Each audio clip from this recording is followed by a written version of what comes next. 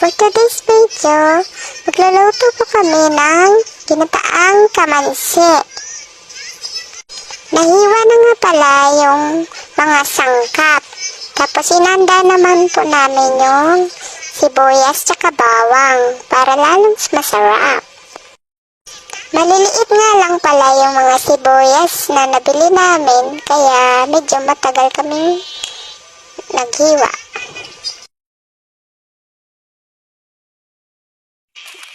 Tapos, ito nga pala yung gata. Nilagyan po namin ng mainit na tubig para mas madali po.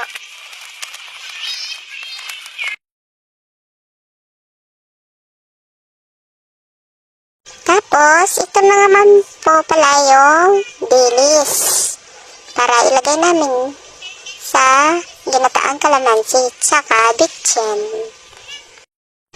Hinihintay po muna namin mawala yung tubig sa kaserola bago namin ilagay yung mantika.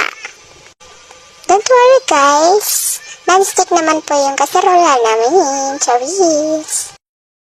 Katapos guys, ibinuhos na namin yung mantika.